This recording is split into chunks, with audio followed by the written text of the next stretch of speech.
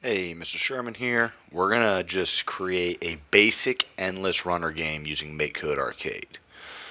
So I'm just gonna start with what I'm gonna do, my player, which is gonna be just the car. Boom. I'm gonna go ahead and rename this to player car. Boom. So we're gonna have our car, and we're gonna be able to go side to side, dodging the obstacles as they come at us. So what I'm gonna do is I'm going to set my background image to, and I used this roadway, but I clicked right here to turn it sideways. So if you click on these up here, you can spin the picture.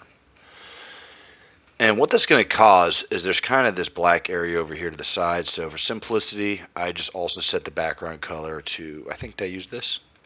And you should see, oh, that's not the right color. What did I use? Did I use this one? To boom, and boom. So it looks like you got a big roadway. Now, we want this to start scrolling so it looks like we're moving. So we're going to use our first extension down here, which is just scroll.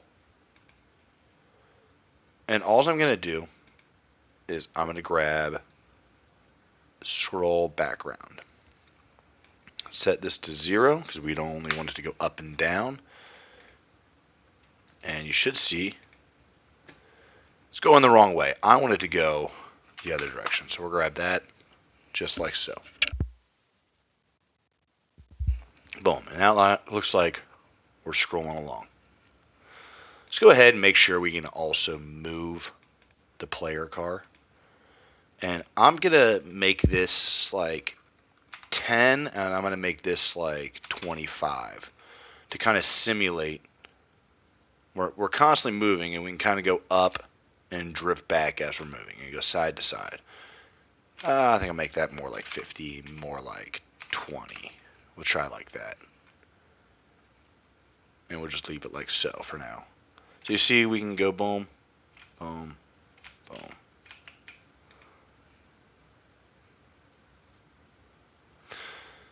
So now we got to start creating some enemies and some obstacles to dodge. So I'm going to go into game, grab on game update, and I want to randomize this a bit to make sure our game's dynamic. So I'm going to grab just one of these pick random blocks. And this is in milliseconds, so keep that in mind. So I might do something like every, I'll do like every 2,000 to 4,000. So every 2 to 4 seconds, I'm going to spawn in what's going to be an enemy. So I'm just going to go make this one of the blue cars. Boom. And let's make this an enemy. Go ahead, rename enemy car. And you should see, oh, and it's not going to work right because they're going to spawn right here. I want to make sure they're spawning at the top and then slowly going down the screen. So let's make sure every time we spawn one, we need to set its position. And notice this just shows you where in the game screen you want to be. So we want to make sure we're always going to be at the very top. But this again, let's randomize the Y. So you can just grab this duplicate block and put it in here, and we can go from 0. And you can type a number in here, but what I think works best, just do screen width.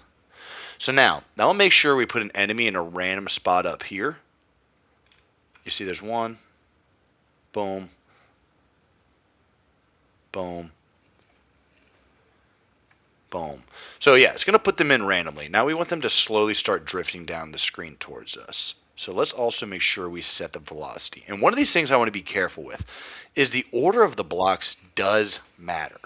You have to make sure we're creating our enemy car before we give it a velocity. If I try to set it up like here, it's going to give me an error because it's saying, and if you click on this,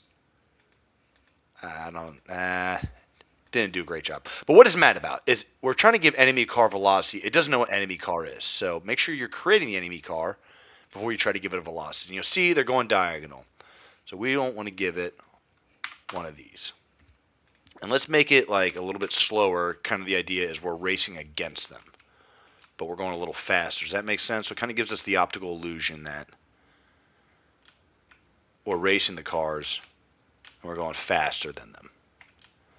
So boom, boom, boom.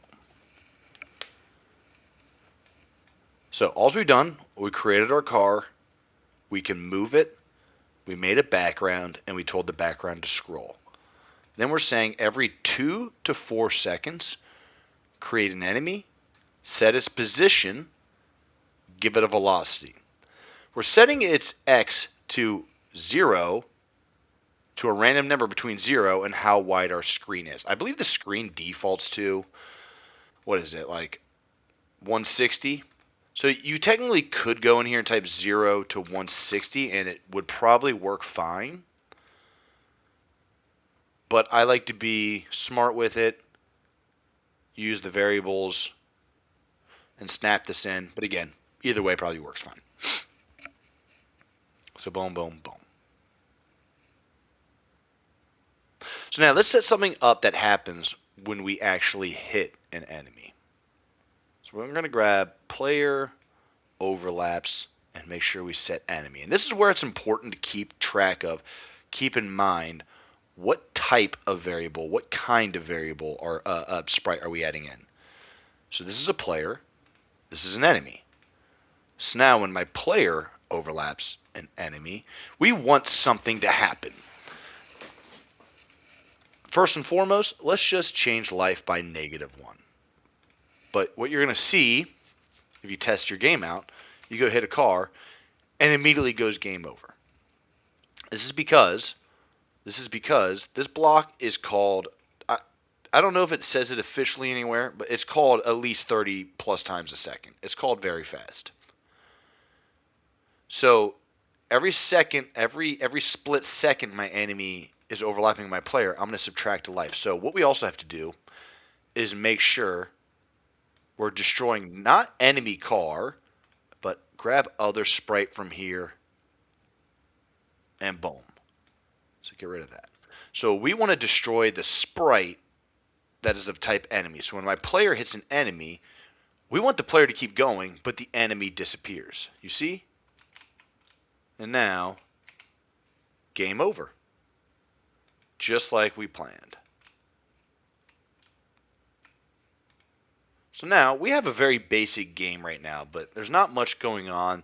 There's not a lot to do. There's about one more thing I want to do in this before we put a pause and move on to the next video. The last thing I want to do is when an enemy is destroyed, I want there to be some kind of explosion effect that pops up. So I'm just going to go in here, and I'm going to use this. Where is it? Somewhere. Where'd it go? This explosion effect right here. Boom. I'm going to use this. I'm going to rename this explosion. And I'm just going to make it of type. Now, it won't let me add in explosion because it's going to get mad that I already have. Oh, it will let me do it. I lied. Never mind. I didn't think it would let me do that. Let me make it capital because that's going to bother me. All right, cool. So now, we got to make sure this is going to pop up on the sprite we destroyed. Because if you see, it's going to pop up in the center every time. We don't want that. We want it to pop up on the sprite we destroyed. So we're also going to grab, very similar to what we did here. Actually, almost identical to what we did here. So I'm just going to duplicate this. Put it here. But we do want to give it a specific X and Y this time. So we're going to set the explosion. And if you go in here, we can simply grab this block. Say the other sprite's X. Get rid of that guy. Duplicate this again. And the other sprite's Y. So when my player hits an enemy, we destroy the enemy. We lose a life. We create an explosion whose position is going to be the same X and Y as the car we destroyed. So you see, boom. One last thing, and we're going to be done for now. Because notice, my explosion just kind of stays there. So let's make sure, same way we give our enemy car velocity, we're going to give our explosion a velocity, but it should probably be the same speed as our scroll background. Because you'll notice if we do it like this, it still just kind of looks goofy. So let's make it 50. And you'll see now Boom. Boom. Boom. Now, one last thing to do that I completely forgot about till just now, how Makecode works. When these objects leave the screen, they're not actually deleted from the memory. Right now, that's not a problem. But if you left this game running for 10, 15 minutes or so, you'll notice it will start to lag a lot. So I'm going to grab one of these blocks that's auto destroy. And all this does is say when your object leaves the screen, make sure it gets destroyed. One of these things I forget to set a lot. I don't want to forget right now, so we're going to do it here. And one more small thing. I like to show my life on start as well, so I'm going to add this in.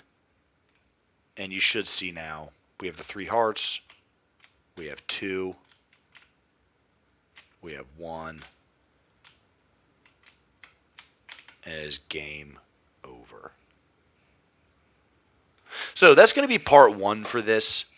And I always like to emphasize, if you actually understand what you're doing with this, you don't need a lot of blocks. Just think a little bit, and you can create something pretty cool. So we're going to pause right there and move on to part 2 next.